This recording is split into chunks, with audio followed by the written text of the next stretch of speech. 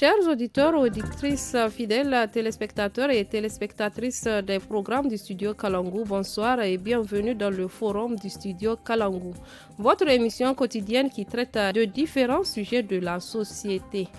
Nos programmes sont diffusés via notre réseau de 52 radios partenaires dans tout le Niger, ainsi que cette télévision partenaire. Aujourd'hui, nous allons parler de l'importance de la langue maternelle dans l'éducation. Le Niger a célébré le 21 février 2022 la Journée internationale de la langue maternelle. Cette date a été choisie pour rendre hommage aux étudiants tués par la police à Dhaka, capitale actuelle du Bangladesh, alors qu'ils manifestaient pour que la langue maternelle, le bengali, soit déclarée deuxième langue nationale du Pakistan. Alors, la Journée internationale de la langue maternelle a été proclamée par la Conférence générale de l'Organisation des Nations Unies pour l'éducation, la science et la culture UNESCO en novembre 1999. De nos jours, avec la globalisation de l'économie, la migration des populations dans le monde, la domination de certaines langues par rapport à d'autres, on a tendance à oublier l'importance de transmettre la langue maternelle à ses enfants. Donc aujourd'hui, nous avons jugé utile de parler de l'importance de la langue dans l'éducation. Comment connaître sa langue maternelle? Quelle est la différence entre la langue maternelle et la langue officielle? Comment la langue maternelle peut-elle être enseignée? Quel est le rôle de la langue maternelle dans la construction de l'identité? Autant de questions qui suscitent autant de réponses. Justement, pour répondre, nous avons l'honneur de recevoir sur ce plateau Dr Koro Hamadou, dit Mahamadou, anthropologue, membre d'un groupe d'études et de recherche en langue nationale. Bonjour, docteur. Bonjour. Nous avons aussi sur ce plateau M. Maman Bachir. Il représente le ministère de l'Éducation nationale, précisément de la direction du curriculum et de la promotion des langues nationales. Bonjour, M. Maman Bachir. Bonjour, madame. Nous avons aussi M. Seydou Tama, directeur de l'école primaire Madina 3. Bonjour, M. Seydou. Bonjour, madame. À la modération, je suis Hamed Sidi Balkissa.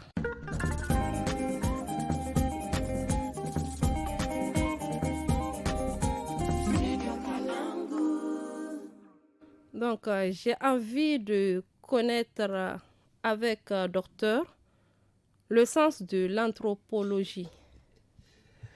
Merci, madame, de l'occasion que vous nous donnez pour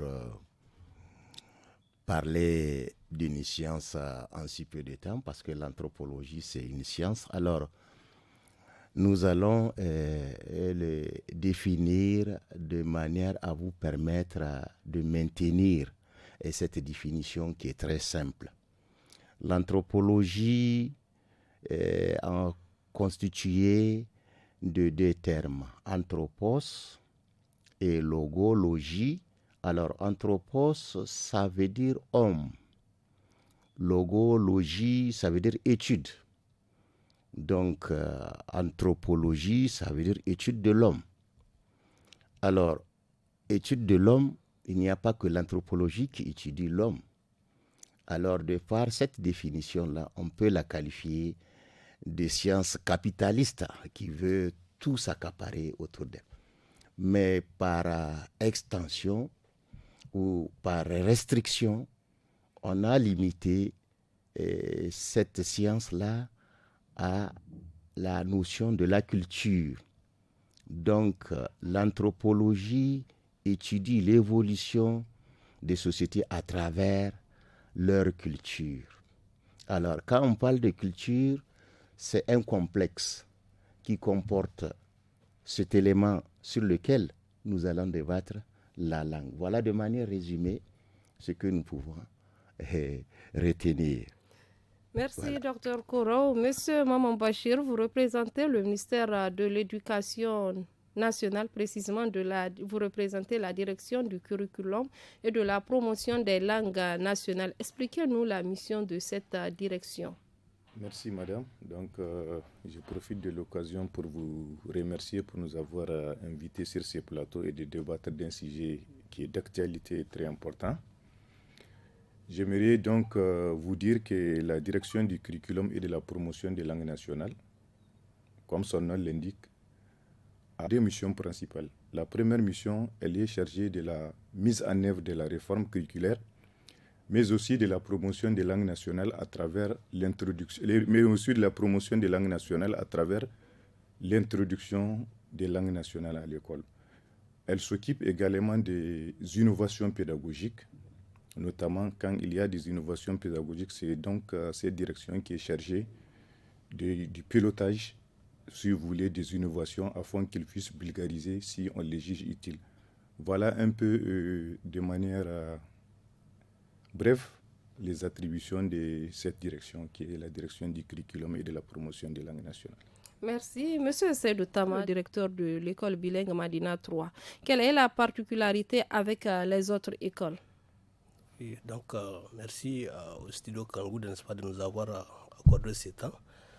Donc, la différence entre l'école bilingue et les autres, c'est que nous, en plus, n'est-ce pas, de l'enseignement traditionnel, donc on fait aussi l'enseignement bilingue.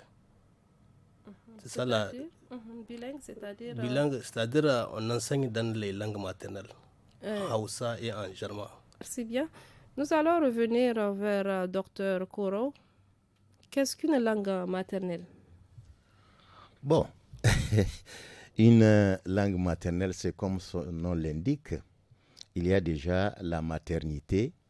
Donc, ça veut dire la langue avec laquelle l'individu naît. Alors, il est très important d'expliquer, comme bien même nous ne sommes pas spécialistes, comment se faisait ce contact entre la mère et l'enfant, surtout quand elle est enceinte. Oui. Donc, à travers les propos qu'elle tient, si elle chante, si elle parle, tout ce qu'elle fait dans sa langue, automatiquement, il y a une interaction entre le fœtus et tous les sons qu'elle émet. Je ne vais pas m'étaler là-dessus.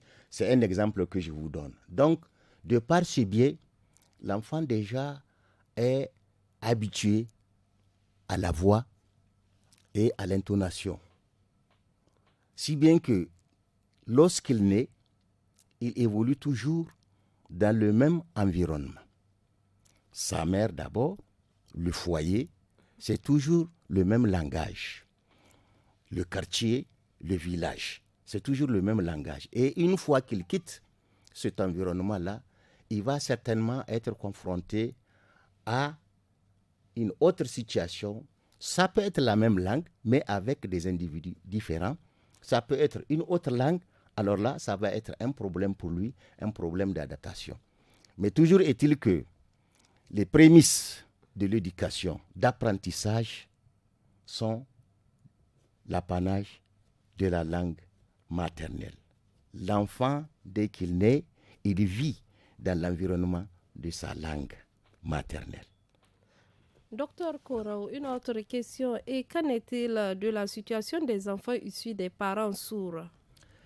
Bon, vous savez, ici en Afrique, nous vivons dans le système de communauté. Les sourds ne sont pas une communauté isolée. Il y a un cadre social.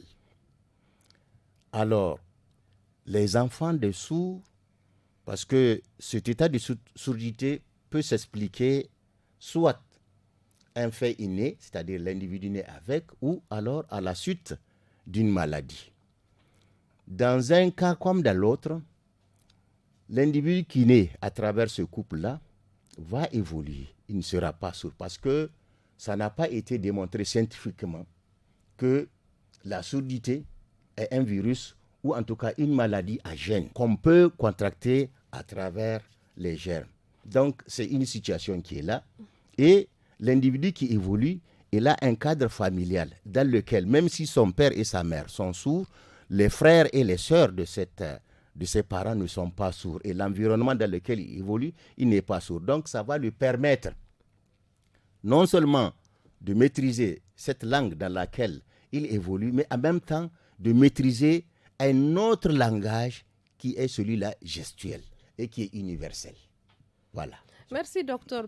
Puisqu'on parle de l'importance des langues dans l'éducation, je vous invite à écouter l'avis de Souleymane G, alias Rejeto. Il est journaliste et écrivain en langue nationale, fruit de l'école française. Rejeto a bénéficié d'un cours d'adulte pendant ses vacances à Guéchémé en 1986, alors qu'il était jeune. C'est ma langue. Donc vraiment, il y a cette fierté quand j'écris et que je lis dans cette langue. Je n'ai pas eu de difficultés parce que c'est ma langue. Peut-être j'ai découvert comment écrire seulement quelques alphabets que je prononce, donc je ne sais pas comment on les écrive. Donc, vous savez, étant déjà quelqu'un qui a suivi le cours de l'école primaire, donc qui avait les alphabets français dans sa bouche, donc il y a certains mots en Hausa que je ne peux pas écrire. Par exemple, le ka, le kwa, le sa, tout ça là. Tu vois, il y a tellement le sa, par exemple. Donc, il y a tout ça là que je ne peux pas écrire, mais je l'ai découvert à travers l'apprentissage.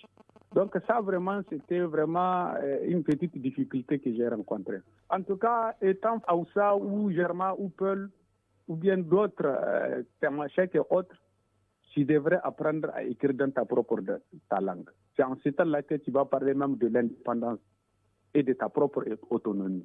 Tu n'es pas libre quand tu ne peux pas écrire et exprimer bien dans ta propre langue. Ça, il faut que le Nigérien le sache. Tu ne peux pas développer ce pays à travers la science et bien d'autres matières sans les apprendre dans notre propre langue. Nous venons là d'écouter Rejeto. Monsieur Maman Bachir, vous représentez le ministère de l'Éducation. Quelles sont vos impressions par rapport au témoignage de Rejeto? Merci, madame. Donc, et à travers cet audio-là qu'on vient d'écouter, moi, ce qui m'a impressionné, c'est quoi? C'est le fait qu'ils disent qu'il connaît déjà l'autre langue. Et ça lui a permis très facilement d'accéder à la codification, disons, de sa langue maternelle.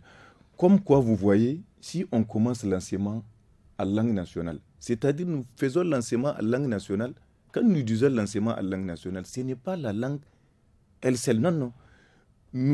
On veut par là apprendre les apprentissages fondamentaux dans cette langue-là avant de passer à une langue maternelle. Comme quoi, vous voyez, déjà, il a un béaba de l'alphabet qui est supposé être presque le même. Donc, à travers ça, ça lui a facilité la maîtrise, si vous voulez. Ça lui a facilité d'accéder à la codification de sa langue maternelle. Oui, c'est presque le même alphabet. Pour vous montrer que quand vous rentrez par les langues nationales, là aussi, ça vous donne plus de facilité d'accéder très rapidement à la langue étrangère ou bien à la langue officielle. Et maintenant, une autre impression que j'ai, ça c'est reconnu de tous, la science a montré que un enseignement donné dans sa langue maternelle,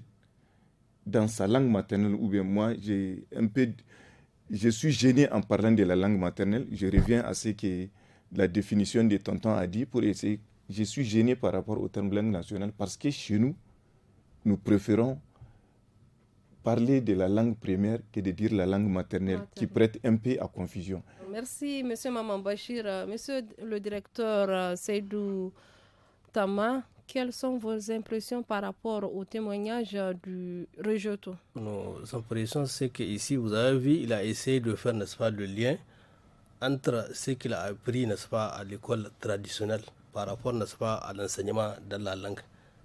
Donc, vous voyez, malgré les compétences, n'est-ce pas, qu'il a au niveau de la langue du molaire français. Donc, vous avez vu, il y a une nuance entre l'alphabet en français et celle, n'est-ce pas, de la langue Hausa. À travers, n'est-ce pas, l'alphabet. Vous avez vu, il y a des choses qui n'existent pas en français, mais qui existent en Hausa. Donc, ce qui veut dire que vous voyez la richesse même de la langue Hausa. C'est vraiment une langue très, très riche. Oui. Merci, M. Seydou Tama. Docteur Kourou, quelles sont vos impressions par rapport au témoignage de Rejeto? Oui, et je constate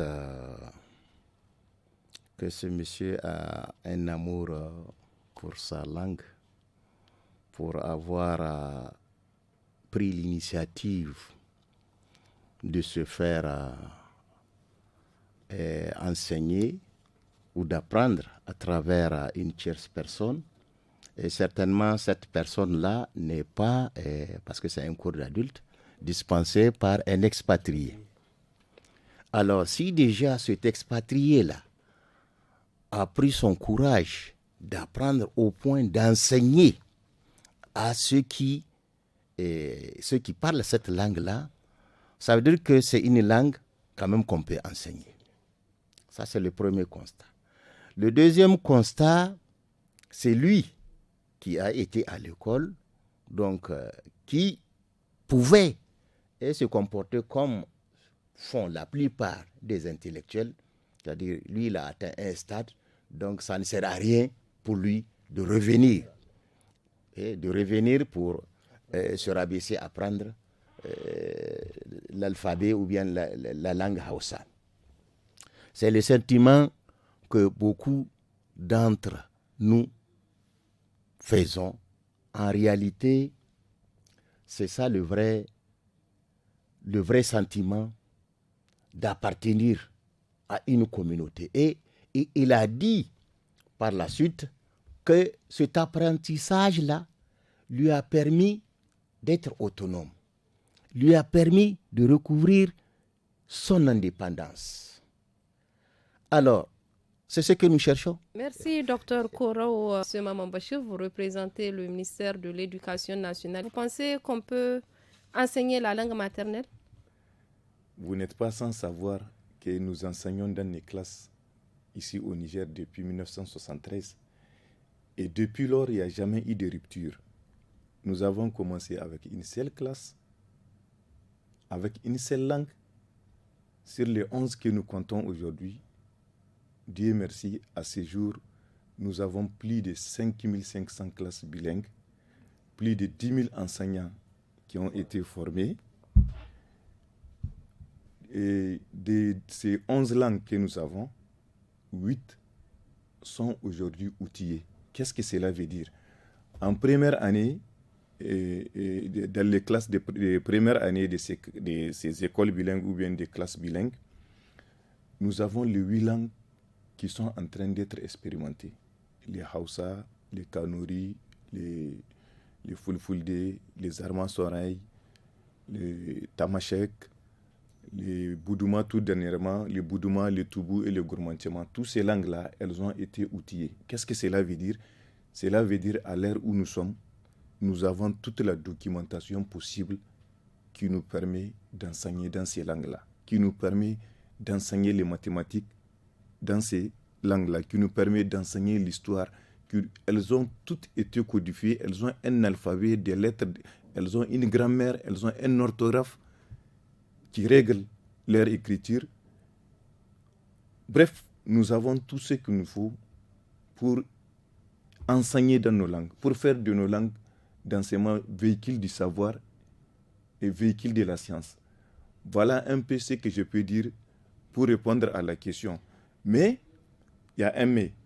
Comme vous voyez... Avant d'arriver à ce mais-là, nous allons poser la question au directeur de l'école bilingue, M. Seydou Tama. Comment se fait la fréquentation des enfants? Ils n'ont pas de difficultés? Et au niveau, n'est-ce pas, de ces classes bilingues-là, les élèves, ils sont toujours à l'école. Vraiment, c'est une fréquentation très, très bonne. Et les parents ne sont pas réticents? Bon, vous savez, dans toute chose, dans toute nouvelle chose, donc, il y a des réticences. Mais à travers, n'est-ce pas, des sensibilisations, les parents ont compris l'avantage même, n'est-ce pas, de cet enseignement-là. On les a vraiment, à travers ça, on les a expliqué que, vous voyez, avec l'enseignement des langues, là, c'est-à-dire ils peuvent même suivre leurs enfants à la maison. En tout cas, il y a tellement d'avantages dans cet enseignement-là. Et ils ont compris, et Dieu merci, aujourd'hui, vraiment, la fréquentation, elle est très bonne.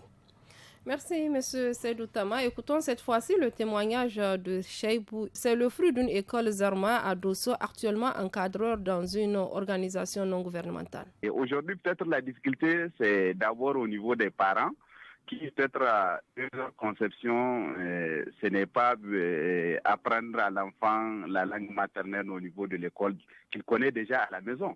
Alors qu'aujourd'hui, la connaissance que les gens font au niveau de la maison, elle est différente de ce que tu vas apprendre au niveau de l'école. Au niveau de l'école, d'abord, il y a la transcription, vous voyez. Et aujourd'hui, à travers la transcription, tu sais écrire tout ce que tu es en train de dire, tu sais l'écrire. Ouais. Alors qu'au niveau de la maison, c'est juste l'oral que les gens se connaissent. Et aujourd'hui, au niveau de la transcription, à partir de l'école là, tu vas comprendre ce que c'est que même ta langue. Et il y a beaucoup de choses dans ta langue aussi que tu ignores à la maison, que tu vas connaître au niveau de l'école. Et aujourd'hui, si on prend l'exemple, nous, notre cas, lorsqu'on avait commencé au niveau de l'école primaire, et l'école, au début, ce n'est pas l'école expérimentale, on disait ça l'école Zarma. Donc, il y a même un complexe avec d'autres élèves des autres établissements qui commencent avec le français. Vous voyez? Donc, ils disent que c'est comme si nous, c'est juste notre langue que nous maîtrisons, que nous sommes en train encore d'apprendre. Vous voyez? Et c'est dû à ça qu'aujourd'hui, il y a beaucoup de parents qui n'envoient pas leurs enfants au niveau de ces écoles-là expérimentales ou bien écoles Charma. Vous voyez? Donc, vraiment, c'est des difficultés. Alors que l'idéal recherché au niveau de la langue, non seulement il y a la valorisation de la langue maternelle, et aussi, ça va faciliter l'apprentissage de la langue étrangère qui est le français. Parce que nous avons des preuves. Nous, au niveau de notre école, on était chaque fois les premiers des promotions, vous voyez. Et c'est dû au fait que nous maîtrisons d'abord notre langue maternelle. Et miraculeusement, beaucoup d'entre nous sont sortis dans le domaine littéraire. Ça veut dire qu'ils maîtrisent même le français, plus que même la langue maternelle qui a été le fondement de notre apprentissage. Merci, M. Seydou, depuis Dosso. Docteur Koro, pensez-vous qu'apprendre juste la langue officielle du pays peut favoriser la réussite scolaire de son enfant? Bon, avant de répondre à cette question, nous allons nous inspirer des exemples édifiants d'autres contrées.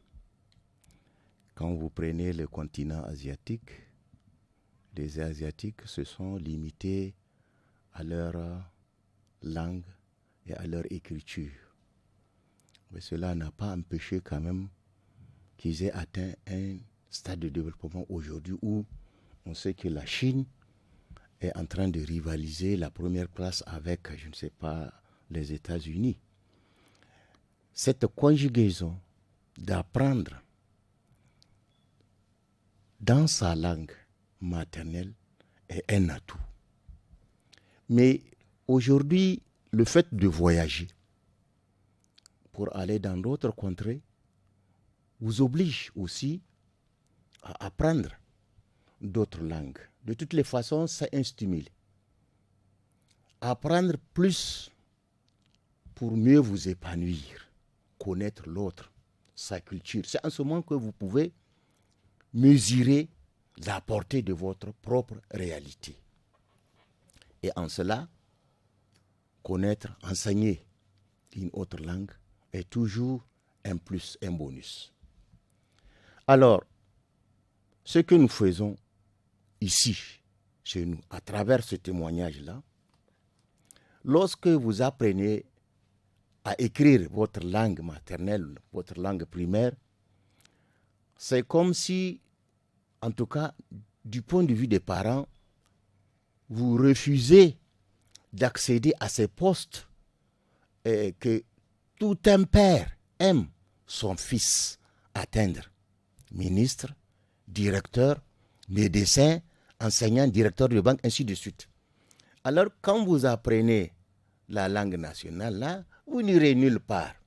Ça, c'est le sentiment des parents.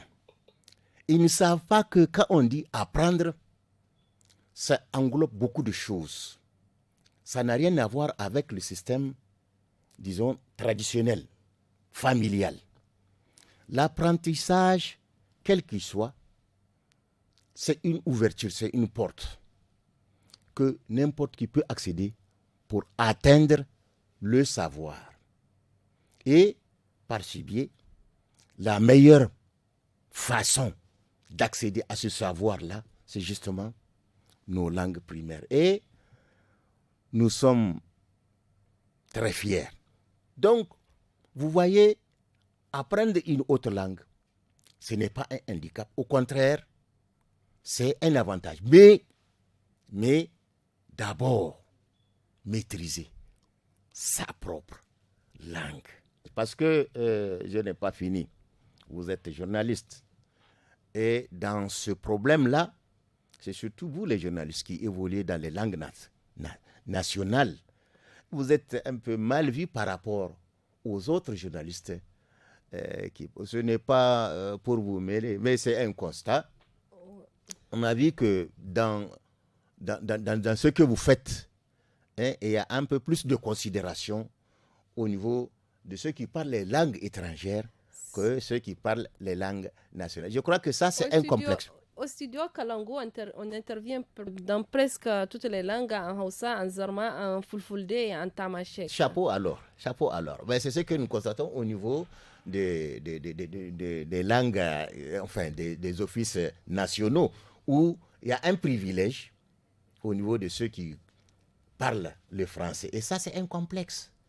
Il faut dépasser ce cadre de complexe-là.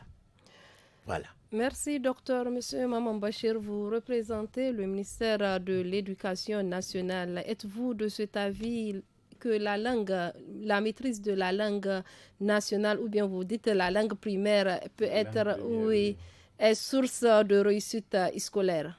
Oui, justement, je partage cet avis et je suis d'ailleurs de cet avis. Parce que quand on revient au témoignage que nous venons d'écouter, maintenant, il y a un aspect très important. Il me dit, la langue de l'école, la langue maternelle qui est à l'école, la langue primaire, là, elle est différente de celle que les gens pensaient à la maison. Parce qu'ici, c'est une langue qui a été codifiée. Il y a un travail qui a été fait en amont. Et maintenant, il dit que les résultats dépassent de loin les résultats de ses collègues qui ont suivi le système traditionnel.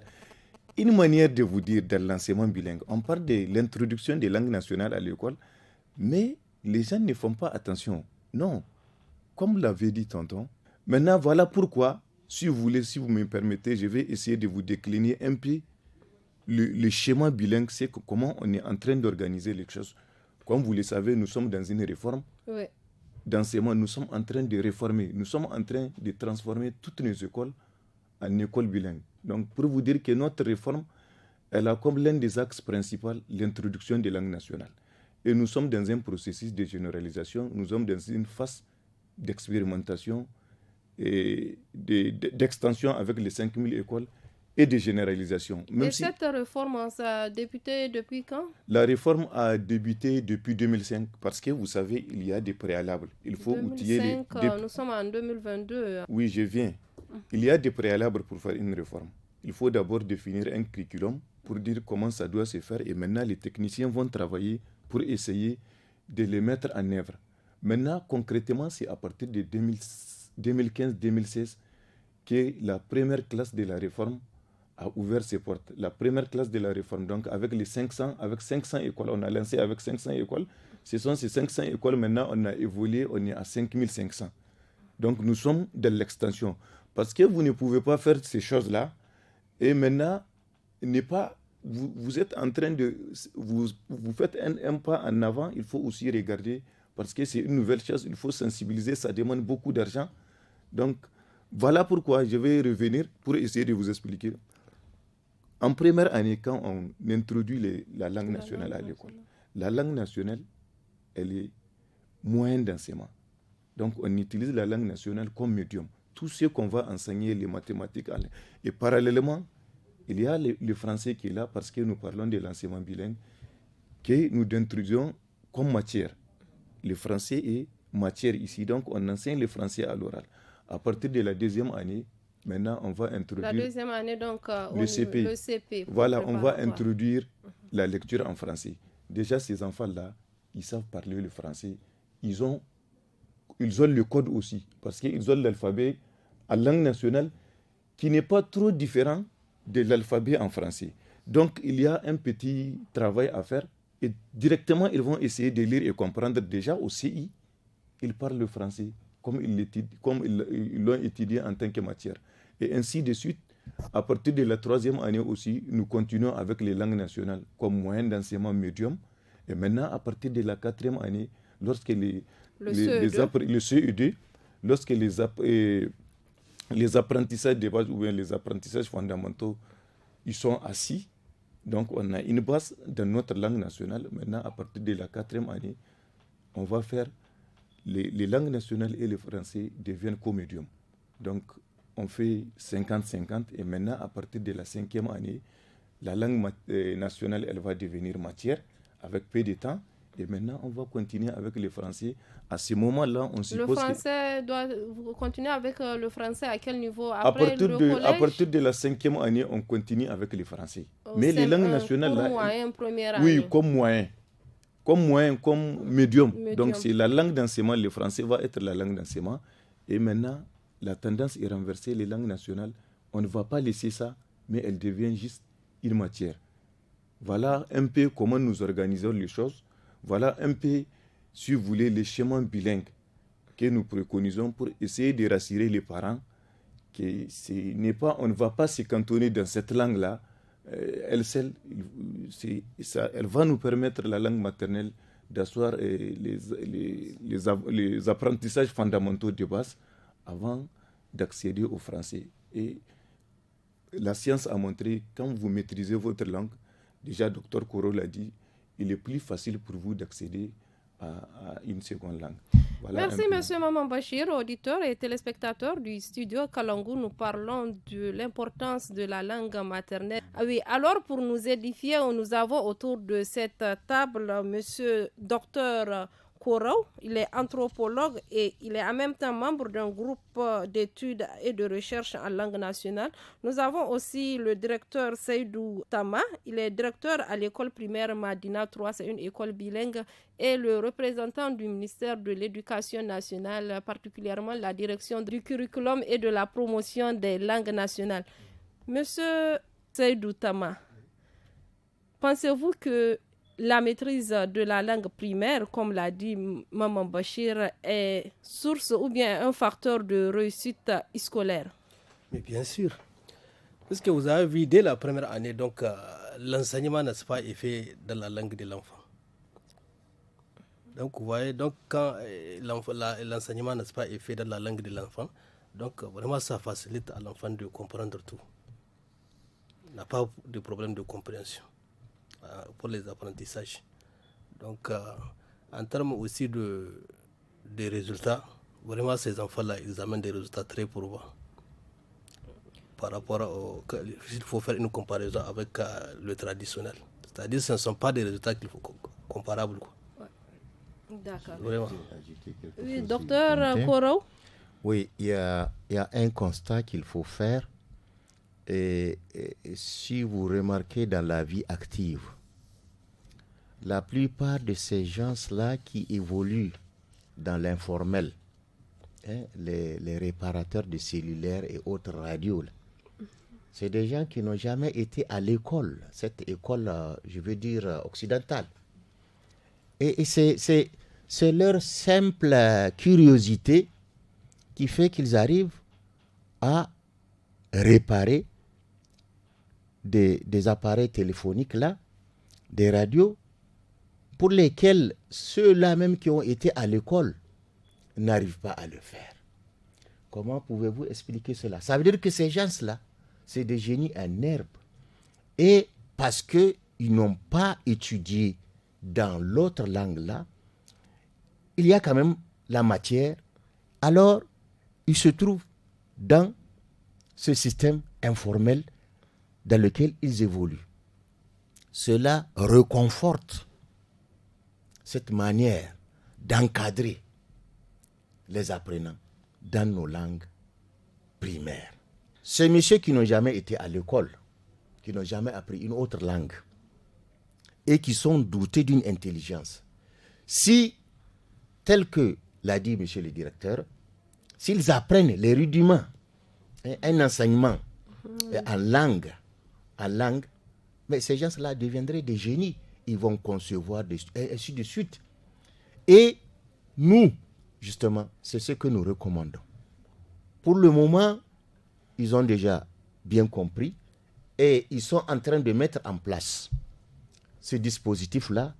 Et dans ce dispositif-là, il n'y aura pas de chômeurs. Pas de chômeurs tels que les fabriques, ce système, je veux dire, classique occidental. Vous allez voir des bacheliers, des maîtrisards, des doctorants au chômage. Alors qu'avec ce système-là, traditionnel, non. Docteur Koro, soyons brefs. Y a-t-il des conséquences sur la non-maîtrise de la langue primaire sur notre culture? Absolument.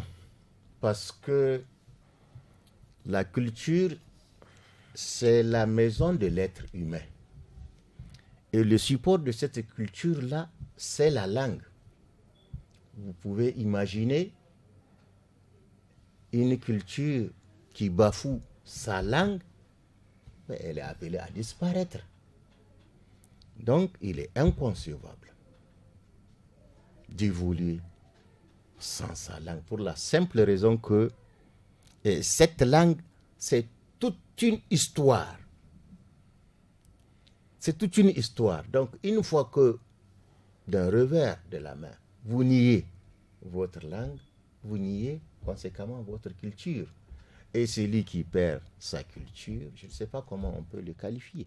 Ce n'est pas un être humain de toutes les façons, puisque aucun être humain ne peut se passer de cette culture-là. Donc, ça veut dire qu'il est tout, sauf un être doté d'une intelligence. C'est votre avis. C'est mon avis. Monsieur Maman Bachir, que pensez-vous des parents qui préfèrent s'exprimer à la maison en langue française? Que pensez-vous de ce comportement? La plupart des parents qui sont maintenant, c'est des parents qui ont passé par l'école coloniale, si on peut l'appeler ici, ou bien par les dispositifs traditionnels que nous connaissons de formation, qui est l'école des Blancs, si on peut l'appeler comme ça, qui ont éduqué dans ce sens. Et je pense que c'est un complexe. C'est un complexe.